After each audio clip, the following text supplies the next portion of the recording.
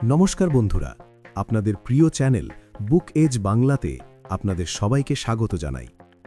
আপনার সাথে কি কখনো এমন হয়েছে যে আপনি কোনো কাজের পেছনে নিজের জান প্রাণ লড়িয়ে দিয়েছেন, দিনরাত এক করে পরিশ্রম করেছেন, কিন্তু শেষ মুহূর্তে এসে দেখলেন সব দাসের ঘরের মতো ভেঙে পড়ল? কখনো কি মনে হয়েছে যে আপনার ভাগ্যটাই খারাপ, কারণ কোনো কিছুই আপনার মনের মতো হচ্ছে না? আমরা সাধারণত জীবনকে একটা সোজা রাস্তার মতো ভাবি, কিন্তু বাস্তবে জীবন হলো পাহাড়ের আঁকা বাঁকা রাস্তার মতো। আজ আমরা কথা বলবো বিখ্যাত বৌদ্ধ সন্ন্যাসী হেমান সুনিমের লেখা বই when things don't go your way নিয়ে। এটি শুধু একটি বই নয়, বরং সেই সব ভেঙে পড়া মন আর ক্লান্ত মানুষের জন্য এক পশলা শান্তি, যাদের মনে হয় আর কোনো পথ খোলা নেই। চলুন আজকের গল্প শুরু করি রিতেশের জীবন দিয়ে, যা আসলে আমাদের সবারই জীবনের গল্প। রিতেশ এমন এক যুবক যাকে আমরা পারফেকশনিস্ট বলি। তার জুতো থেকে শুরু করে অফিসের ফাইল সবকিছু একদম নিখুঁত হওয়া চাই, কিন্তু জীবন তো অনিশ্চয়তার খেলা। রিতেশ একটি বড় কোম্পানিতে কাজ করত এবং কয়েক মাস ধরে সে একটা বড় প্রেজেন্টেশন তৈরি করছিল। কিন্তু যেদিন তার সেই প্রেজেন্টেশন ছিল, সেদিন হঠাৎ তার ল্যাপটপ হ্যাং হয়ে গেল। সে ঘাবড়ে গেল এবং প্রেজেন্টেশনটা একদমই ভালো হলো না। অফিসের সবার সামনে তার বস তাকে খুব অপমান করলেন। রিতেশের মনে হলো তার এত দিনের পরিশ্রম সব জলে গেল। সে বাড়ি ফিরে এলো ঠিকই, কিন্তু তার মনটা যেন সেই অফিসের কেবিনেই আটকে ছিল। সে ভাবল, কেন আমার সাথেই কেন এমন হয়? আমি কি কোনো দিন সফল হতে পারবো না? সেই বিষণ্ণ মনে সে যখন ল্যাপটপটা খুলল, হঠাৎ একটা ইবুক তার নজরে এলো, when things don't go your way. বইটির প্রথম পাতা পড়েই সে থমকে গেল। সেখানে লেখা ছিল, পৃথিবীকে সেভাবেই মেনে নিন যেমনটা সে বাস্তবে, তেমনটা নয় যেমনটা আপনি তাকে বানাতে চান। অধ্যায় 1, এমব্রেস ইমপারমানেন্স, অস্থায়িত্বকে আলিঙ্গন করুন। রিতেশ পড়তে শুরু করল। সেখানে একটা গল্প ছিল, এমন একটা গ্রামের যেখানে বছরের পর বছর বৃষ্টি হয়নি। মানুষ খাবারের অভাবে ধুঁকছে, মাটি ফেটে চৌচির। মানুষ প্রতিদিন আকাশের দিকে তাকিয়ে হাহাকার করত। ঠিক তখনই এক সাধু সেই গ্রামে এলেন। গ্রামবাসীরা বলল, মহারাজ, আমাদের বাঁচান, এই খরা আমাদের শেষ করে দিল। সাধু খুব শান্ত কণ্ঠে বললেন, তোমাদের দুঃখ এই খরা নয়, তোমাদের দুঃখ হলো তোমাদের এই ধারণা যে এই খরা সারা জীবন থাকবে। মনে রেখো, এই খরা যেমন এসছে তেমনি চলেও যাবে। যদি তোমরা এটা মেনে নিতে পারো যে কোনো কিছুই চিরস্থায়ী নয়, তবে আজকের এই রোদের তাপ সহ্য করার শক্তি তোমরা পাবে, কারণ তোমরা জানো যে মেঘ কোথাও না কোথাও তৈরি হচ্ছেই। রিতেশ থেমে গেল। সে ভাবল, আমার এই ব্যর্থতাও কি তবে অস্থায়ী? আমরা প্রায়ই আমাদের বর্তমানের দুঃখকে এত বড় করে ফেলি যে ভবিষ্যতের আলো আমাদের চোখে পড়ে না। হেমান সুনিম বলেন যে পরিবর্তনই হলো জীবনের একমাত্র ধ্রুব সত্য। ভাবুন তো বন্ধুরা, যদি আপনাদের জীবনের প্রতিটা দিন একই রকম হতো, তবে কি আপনারা কখনো বড় হতে পারতেন? না। যেমন রাত ছাড়া সকালের কোনো দাম নেই, তেমনি ব্যর্থতা ছাড়া সাফল্যের কোনো স্বাদ নেই। রিতেশ তার ডায়েরিতে লিখল, এই সময়টাও কেটে যাবে। আর সেই রাতে অনেক মাস পর সে প্রথম শান্তিতে ঘুমোতে পারল। অধ্যায় 2, প্র্যাকটিস গ্র্যাটিটিউড, কৃতজ্ঞতার অভ্যাস। পরদিন সকালে যখন রিতেশ উঠল, তার মনের ভেতর এক অদ্ভুত অনুভূতি হচ্ছিল। সে রোজকার মতো অ্যালার্মটা বন্ধ করে দিয়ে আবার ঘুমিয়ে পড়তে চেয়েছিল, কিন্তু তখনই বইটির একটি কথা তার মনে পড়ল, কৃতজ্ঞতা আপনার অভাবকে প্রাচুর্যে বদলে দিতে পারে। সে পড়তে শুরু করল যে আমরা সারাদিন সেই 10টা জিনিসের জন্য কাঁদি যা আমাদের কাছে নেই, কিন্তু সেই 90টা জিনিসের কথা ভুলেই যাই যা ঈশ্বর আমাদের দিয়েছেন। বইটিতে এক গরিব কৃষকের গল্প ছিল। সেই কৃষকের একমাত্র গরুটা মারা গিয়েছিল। সে কাঁদছিল আর বলছিল, এখন আমার কি হবে, আমি তো শেষ হয়ে গেলাম। তখনই এক ফকির সেখান দিয়ে যাচ্ছিলেন। তিনি বললেন, তুমি এই ভেবে কৃতজ্ঞ কেন হচ্ছ না যে তোমার কাছে এখনো সেই জমিটা আছে যা চাষ করার জন্য তোমার হাত দুটো এখনো সুস্থ?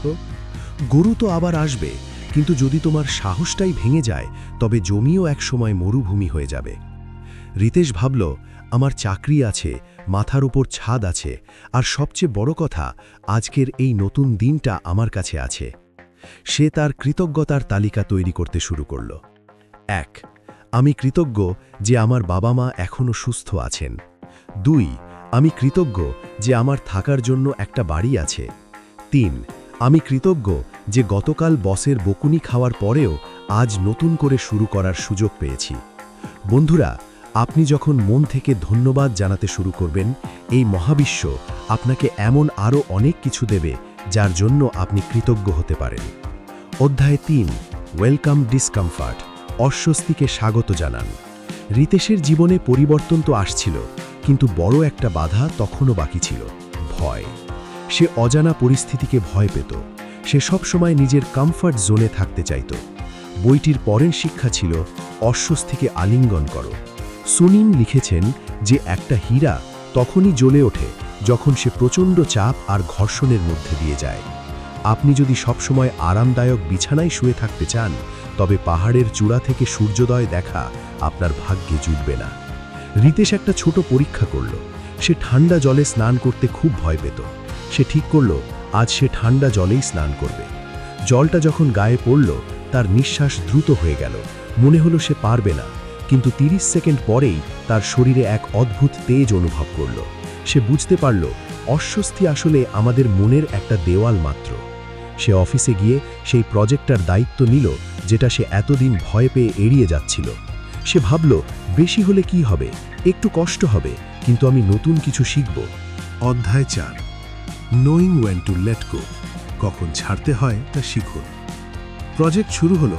রিতেশ প্রচুর পরিশ্রম করল, কিন্তু হঠাৎ কোম্পানির পলিসি বদলে গেল এবং প্রজেক্টটা বন্ধ হয়ে গেল। রিতেশের খুব রাগ হলো। তার মনে হলো তার সব পরিশ্রম আবার ব্যর্থ হলো। ঠিক তখনই সে বইটির 4র্থ অধ্যায় খুলল, লেটিং গো বা ছেড়ে দেওয়া। সেখানে এক নাবিকের গল্প ছিল যার নৌকা দামি জিনিসে ঠাসা ছিল। মাঝ সমুদ্রে ঝড় উঠল। নাবিক জানত যদি সে জিনিসপত্র জলে না ফেলে তবে নৌকা ডুবে যাবে। সে বুক ফাটা কষ্টে তার সব ধনসম্পদ সমুদ্রে ভাসিয়ে দিল। সে বেঁচে ফিরল। তীরে এসে সে অনুভব করল যদি সে সেই মায়া ত্যাগ করতে না পারত তবে আজ সে বেঁচে থাকত না। হেমন্ত সুনিম বলেন, ছেড়ে দেওয়ার মানে হার মেনে নেওয়া নয়। এর মানে হলো আপনি নতুন কিছুর জন্য নিজের হাত খালি করছেন। রিতেশ বুঝল সে তার পুরনো জেদ আর পুরনো সাফল্যকে আঁকড়ে ধরে বসেছিল।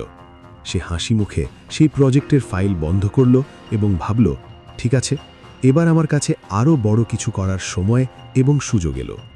অধ্যায় 5 ভিউ ডিফিকাল্টিজ অ্যাজ অপরচুনিটিজ, কঠিন পরিস্থিতিকে সুযোগ হিসেবে দেখুন। এখন রিতেশ এক অন্য মানুষ। তার টিমে নতুন কিছু লোক এলো যারা খুব তর্ক করত। আগে হলে রিতেশ রেগে যেত, কিন্তু এখন সে এটাকে একটা সুযোগ হিসেবে দেখতে শুরু করল। সে ভাবল, এই তর্ক আমাকে একজন ভালো লিডার হওয়ার সুযোগ দিচ্ছে। এটা আমাকে ধৈর্য শেখাচ্ছে। বইটিতে বলা হয়েছে একটা বীজ যখন মাটির নিচে থাকে তার মনে হয় সে মরে যাচ্ছে। তার উপর মাটির বোঝা, চারদিকে অন্ধকার, কিন্তু বাস্তবে সে মরছে না। সে আসলে একটা বিশাল গাছ হওয়ার প্রস্তুতি নিচ্ছে। আপনার জীবনের মুশকিলগুলোও সেই মাটির মতো। সেগুলো আপনাকে চেপে মারছে না, বরং আপনাকে আরও মজবুত হয়ে বেড়ে ওঠার সুযোগ করে দিচ্ছে। অধ্যায় 6 শেয়ার ইয়োর লাইট, নিজের আলো ছড়িয়ে দিন। গল্পের শেষে রিতেশ অনুভব করল যে এই পরিবর্তন শুধু তার একার জন্য ছিল না। সে তার বন্ধু অর্জুনের পাশে দাঁড়ালো, যে মানসিক অবসাদে ভুগছিল। রিতেশ তাকে এই জীবনের মন্ত্রগুলো শেখালো। সুনিম বলেন যে জ্ঞান হলো মোমবাতির মতো। আপনি যদি আপনার মোমবাতি দিয়ে অন্যের মোমবাতি জ্বালান তবে আপনার আলো কমে যাবে না, বরং অন্ধকারের পরিমাণ আরও কমে যাবে। তাহলে বন্ধুরা, রিতেশের এই গল্প আমাদের কি শেখায়? জীবন সবসময় আমাদের পরিকল্পনা মতো চলবে না। কখনো বৃষ্টি হবে, কখনো খরা, কখনো মানুষ আপনার প্রশংসা করবে, কখনো আবার আপনাকে ছোট করার চেষ্টা করবে। কিন্তু মনে রাখবেন, বাইরে কি হচ্ছে সেটা আপনার হাতে নেই, কিন্তু আপনি সেটাকে কিভাবে নিচ্ছেন সেটা সম্পূর্ণ আপনার হাতে। যদি আজ আপনার দিনটা খারাপ যায় তবে মনে রাখবেন কাল আবার সূর্য উঠবে। যদি আজ আপনার কাছে কিছু না থাকে তবে মনে রাখবেন আপনার কাছে চেষ্টা করার সুযোগ এখনও আছে। হেমন্ত সুনিমের এই বই আমাদের শান্ত থাকতে শেখায়। আমাদের মনে করিয়ে দেয় যে যখন সব কিছু ভুল হতে শুরু করে তখনও যেন আমরা আমাদের মনের শান্তি না হারাই। যদি আপনাদের রিতেশের এই সফর ভালো লেগে থাকে এবং আপনিও আপনার জীবনে পরিবর্তন অনুভব করে থাকেন, তাহলে এই ভিডিওটি সেই সব মানুষদের সাথে শেয়ার করুন যাদের আজ একটু আশার আলোর প্রয়োজন। কমেন্ট করে জানান এই 6টি শিক্ষার মধ্যে কোনটি আপনার জীবনের সবথেকে কাছে বুক এজ বাংলার পরিবারে যুক্ত হওয়ার জন্য সাবস্ক্রাইব করুন এবং বেল আইকনটি ক্লিক করুন। নিজেদের খেয়াল রাখবেন আর সবসময় মনে রাখবেন আপনার গল্প এখনো শেষ হয়নি, এটা তো মাত্র একটা নতুন বাঁক। ধন্যবাদ।